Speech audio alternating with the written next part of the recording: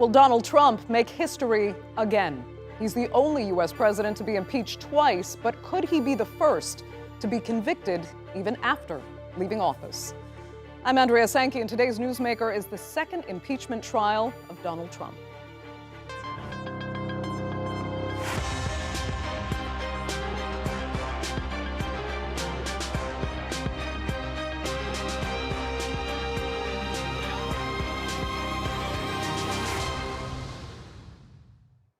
Well, he left the White House, made his way to Mar-a-Lago, and he's barely been seen since. But Donald Trump has definitely not been forgotten. The former president is set to stand trial in the Senate, accused of incitement of insurrection after a mob of his supporters ransacked the Capitol on January 6th. The then president had delivered a speech telling supporters to fight like hell and march to the Capitol, where Congress was certifying Joe Biden's Electoral College win. The result was chaos. 5 people died, including a Capitol police officer. Democrats argue Trump is responsible for inciting the mob after he spent months spreading baseless claims that the election was stolen.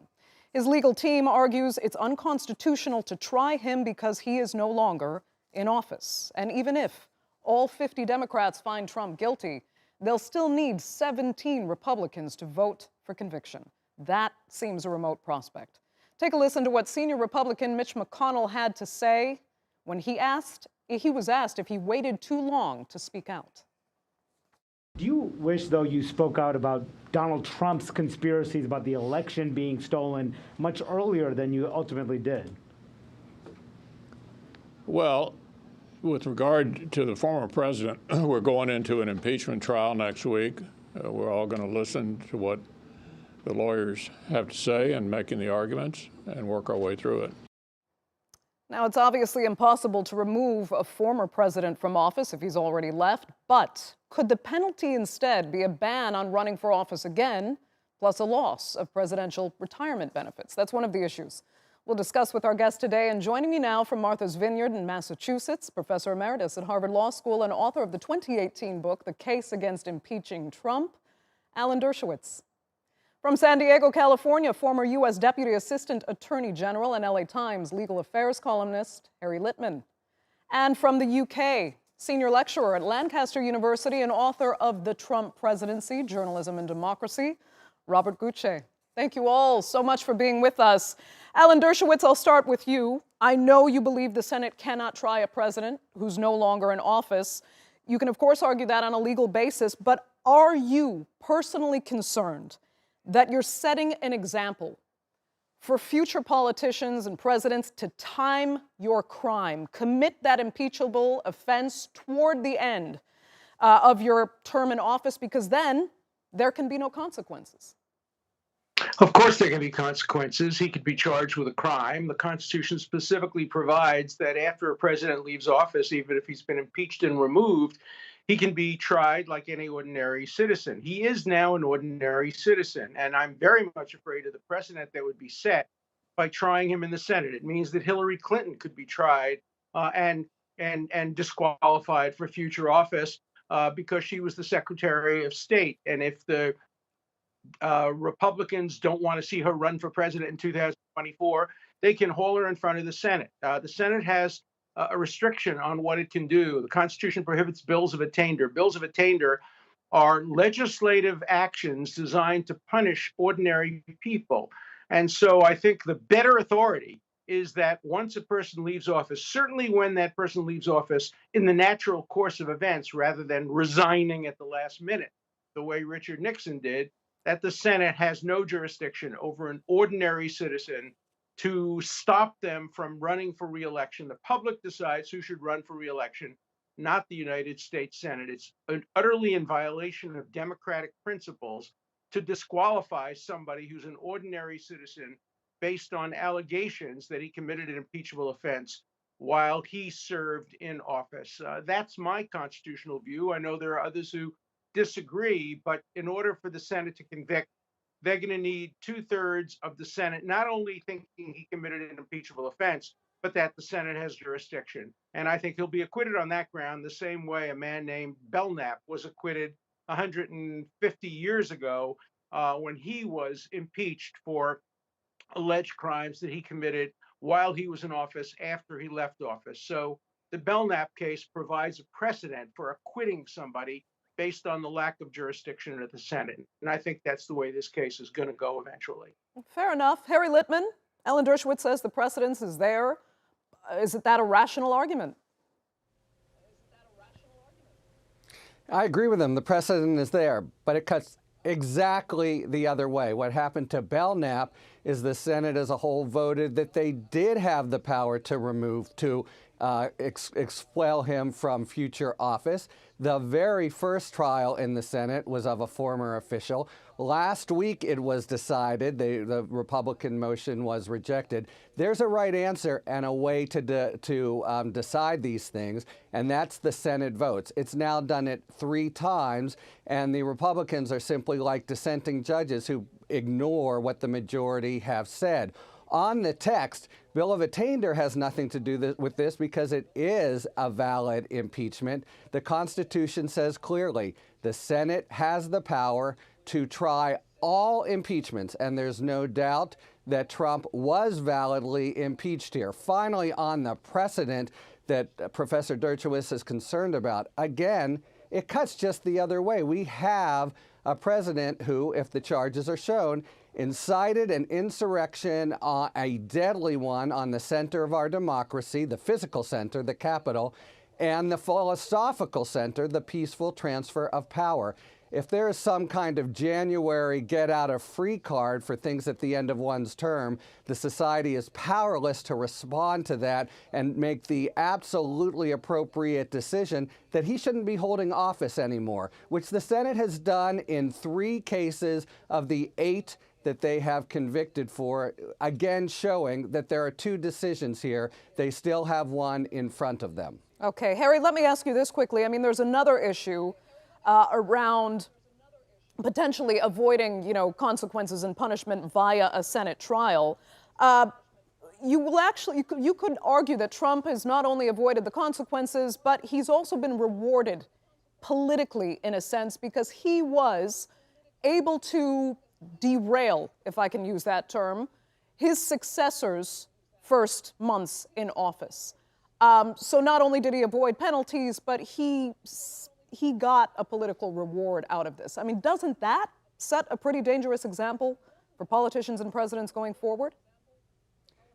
Yeah, certainly. This just has to be something that society is able to take up, and not in a criminal trial. We know that criminal charges and impeachable charges are different.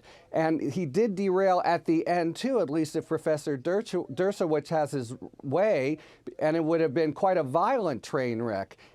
As a political matter, as a policy matter, to say that society cannot respond to this gravest of violations of take care in our history is what's the most anti-democratic principle.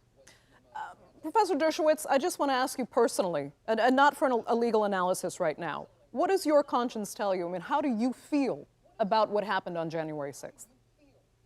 Look, I'm a liberal Democrat. I am appalled by the president's speech. I'm appalled by what happened at the Capitol. I think people should condemn him in the court of public opinion. And if they choose to, they should vote against him. But in a democracy, the people make that decision. The decision is not made against an ordinary citizen based on the Constitution. He had a constitutional right to make that statement, but he was wrong to make it. I have defended over the years many people who have made much more incendiary speeches. I was one of the lawyers in the infamous Chicago 7 case, where defendants went on the streets of Chicago in the Democratic Convention and called for violence, violence, violence. And they got violence. And yet the Supreme Court held in the Brandenburg case that those actions were protected by the Constitution. So I think if he were to be convicted, it would establish 2 terrible precedents. Number one, the Senate can try ordinary citizens and stop them from running for office. Number 2, they can impeach based on a constitutionally protected speech. And you say he obtained political advantage. He didn't do that. The Democrats did that. The Democrats are the ones who turned the first month of Biden's presidency into a return to Trump instead of supporting the man who is now president and who I strongly support and want to see go on to be a great president. I'm a liberal Democrat. I have no political support for Donald Trump. I just support the Constitution of the United States, and I worry about a negative precedent being established on his back. Okay. Robert, I promise I'll get to you in 1 second. I just need to finish something with Harry quickly. I mean, we know. Sorry, Harry, go ahead. The First Amendment has no possible applicability here. If it did, many impeachments couldn't happen because, of course, they happen as a result of speech.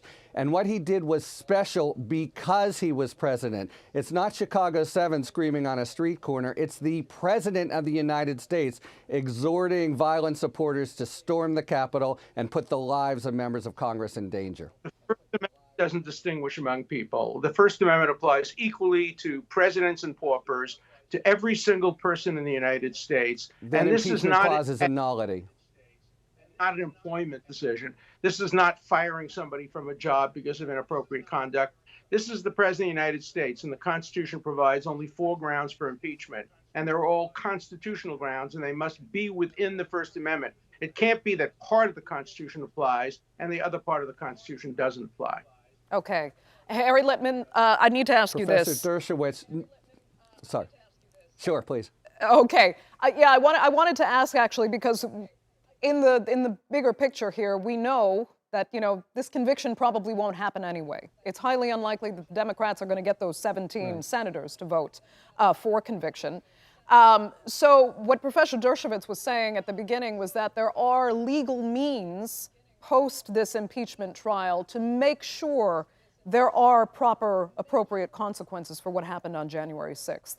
Do you feel that those consequences would be sufficient to set an example and to make sure that, we have to remember people died in this event. Will the punishment be appropriate? Yeah. First, to now charge him with a crime, of course, would engage all the constitutional protections Professor Dershowitz is talking about. The First Amendment doesn't apply to an impeachment. Otherwise, Nixon would never have been impeached. Many office holders, of course, they execute their allegedly impeachable acts through speech. The Constitution provides the remedy. Would it be appropriate, though? And it's a big thing to do. It's never been done before. It would be a severe punishment, yes, but the appropriate thing is to punish the president for what he did as president. That's how society overall expresses its condemnation. And to ignore that part of it and not take the constitutionally prescribed route for how you redress this would be a bad mistake. We know from the last time out, big difference between a crime and an impeachable offense, and the framers specifically put this remedy in place in order for the Senate, and in that sense the people, to be able to say, you have not taken care, you violated your constitutional duty. That's just different from a crime. You could parade him in the city streets and give him 40 lashes, and that would be a punishment. But the right punishment is the political punishment for the deeply grievous political crime he committed. You say the last impeachment taught us that crime and impeachable offenses are different. Quite the opposite. I was his lawyer in the last impeachment, and I argued that you need criminal type behavior, and I won. The Senate agreed with me. So the Senate has ruled that you definitely do need criminal type behavior. And as far as Richard Nixon is concerned, he committed many crimes not covered by the First Amendment. He obstructed justice, not through his words, but through his deeds. He destroyed evidence. He offered bribes to witnesses. If you look at all the impeachable offenses, the vast majority of them were not covered by the First Amendment. Nobody has ever been previously impeached for First Amendment protected crimes. And to say that the First Amendment doesn't apply at all to impeachment, which is what the Democratic House managers say, is to ignore the most important provision. What if he were impeached for being a Muslim? And the Senate, the House voted to impeach him because he was a Muslim. The Constitution provides no religious test shall ever be applied. Surely that would be unconstitutional. So the impeachment must be for not constitutionally protected conduct. If it's constitutionally protected conduct, it cannot be treason, bribery, other high crimes and misdemeanors. And the First Amendment protects his speech just the way the Constitution would protect him if he were to be impeached because he were a Muslim. I'm going to interrupt at this point. I have to apologize. Let's talk for a second about precedent because, Harry, in this regard, not just the majority, but the unanimity of all scholars disagree with Professor Dershowitz, and there's good reason. An acquittal that is less than 2/3 does not establish the precedent that he's speaking about. As in the Belknap case, the Senate voted the opposite. But suppose the president gets up and exercises what Professor Dershowitz says is his right of political speech by screaming out, say, state secrets, as Daniel Ellsberg did. What Daniel Ellsberg did wasn't a crime. But if the president does it, of course it's a violation of his duty to take care. We have to keep our eye on the ball here, which is what a president can do to violate his unique constitutional duty to take care that the law be upheld. And that's exactly what he couldn't do. We're flailing around, I suggest, for other kinds of penalties when the right one is exactly in front of us, and the Senate has already affirmed that. It's true, senators could ignore it, but that's just the same as judges ignoring precedent. They have the raw power. That doesn't make it right. Okay. Daniel did crime, but disclosing classified information is a crime, and if the president disclosed it and he did it illegally, it would be a crime. By the way, if a president discloses classified information, the president has the power under the Constitution to decide what is or what is not classified. But, you know, you say the Senate could ignore the law. The House did ignore the law twice, and the House put itself above the law by impeaching What law did President it ignore, Trump. Professor? Not constitutional. And Hamilton said that was the greatest danger that we could have, and that is impeachment go along partisan lines. Whoever has the most votes wins. And so far, the Democrats have used that power improperly, the way the Republicans use that power improperly in the Bill Clinton. I was on Bill Clinton's side when he was improperly That's, of course, why we have a 2/3 requirement. John Adams said, I would expect to be impeached for the rest of my life if I did anything wrong as an official. And that was the clear rule at the time in England and all the states. Harry Litman and Alan Dershowitz, I've been waiting for some time now to bring Robert into the discussion. We had some severe technical problems, so our apologies to Robert. But Robert, I'm going to change tact with you because I'd like to get to another issue in all of this, and that's, of course, Professor Dershowitz was saying that the Senate agreed with him when he argued I think we've lost audio again. But Professor Dershowitz, when you argued in President Trump's first impeachment trial, you said the Senate, as jurors, agreed with you.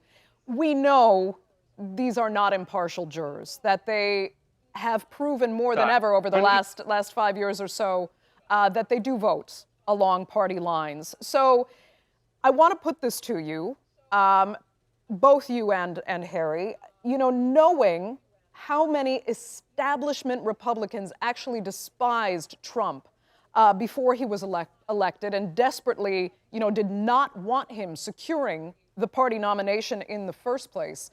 Wouldn't this be the chance, really, to get their party back? Maybe do the right thing, vote with their conscience, and go ahead, Ellen. No, it would be doing the wrong thing. It would be voting along partisan lines for their own particular advantage. But that's what was done in the first impeachment as well. It's done. That's the problem. It was Congressman Waters who said Congress is above the law. The law doesn't apply to impeachment. It's whatever we want it to be. That's what Hamilton said shouldn't happen. Hamilton said this should not go along partisan lines. And so both House impeachments were partisan. Yes, some Republicans joined, but without the Democrats, they wouldn't have gotten impeachment. Impeachment was designed only for cases where there was a broad consensus. We've only had one impeachment in our history of a president, which was correct, and that was Richard Nixon. The first impeachment against Johnson was wrong. The second impeachment against Clinton was wrong. The third and fourth impeachments against Trump were wrong under the Constitution. Only Nixon was properly impeached, and he resigned. And what we're going to see is impeachment become weaponized as an ordinary political weapon every time the House is controlled by one party and there's the president party. We're going to now see as a regular remedy. We have Robert Gucce now, and Robert, our apologies for not being able to connect with you over the past minutes, but let me please bring you into this part of the discussion here, and we were talking about whether or not, you know, the senators really are the impartial jurors that they should be in a case like this. Since it so often is about voting along party lines and loyalty to your party, in this case, why do you think the Republicans would still support Trump, knowing how much they despised him, In the run-up to the candidacy, most of the leading Republicans heavily discouraged support for Trump, and now is kind of their chance to make sure that he can't re-enter the political scene.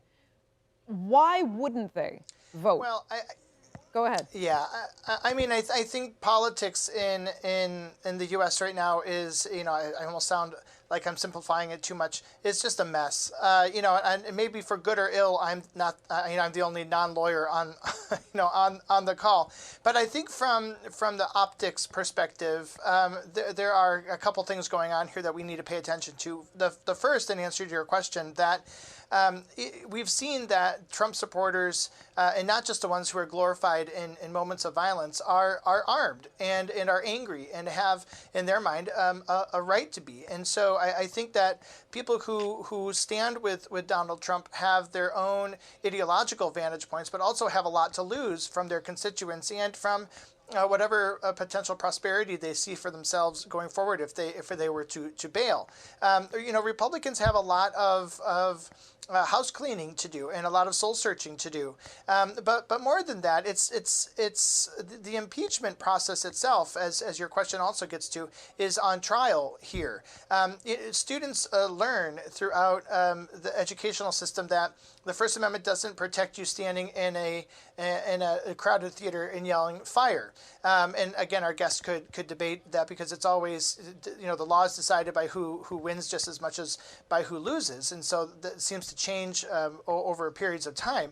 But they're also taught that our public officials are held to account.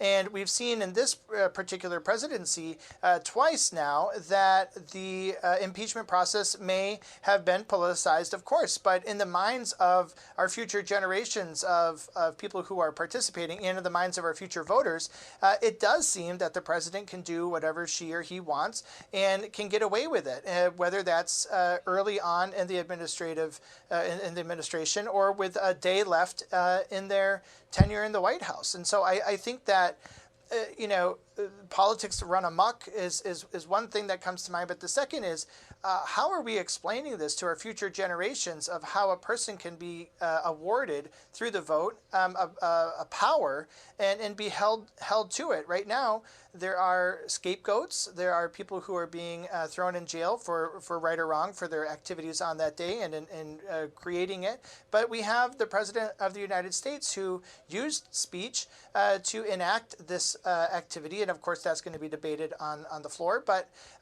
to the observer, the optics of this are, if you're the president, you can do what you want. Harry Litman, is the impeachment process on trial here? I'm sorry. I think the optics in here some respects, yes, are, but in some respects, this is sort of gambling. This is sort of gambling in the casino. It is an intensely political process. As you say, the jurors are biased. They're fighting with each other. The judge is not a judge. That's why it's kooky to try to apply the criminal law protections and rubric here. It is an intensely political process down to the ability of senators to ignore the precedent. Your point is a very interesting one. It would seem as if, from the Republicans' point of view, it might be a boon to be able to disable Trump from the sort of tyrannical hold he's held on the party for 4 years, but that is their calculation. The big point, and I second Robert here, is there's a difference between holding public officials, especially the president, to account and criminally punishing a regular citizen. We need to respond to what the president did as a president. It's what the Senate has always done and what the Constitution says it should and must do. Alan Dershowitz, go ahead. Remember, the Constitution distinguishes between our system, we are a republic, and the Turkish system, the British system, the Israeli system, parliamentary systems. In parliamentary systems, the Congress, the legislature, gets to decide if the chief executive remains in office by a simple vote of non-confidence. In the United States, the people get to make that decision by voting him out of office, which they did in November.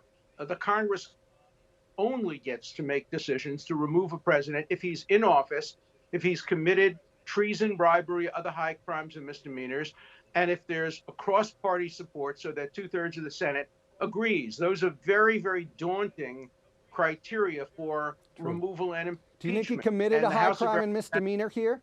violate those provisions by impeaching him for non-impeachable conduct. And the precedent that would be established by watering down the First Amendment. Our First Amendment is under attack today. It's under attack today by governments, by universities, by the social media.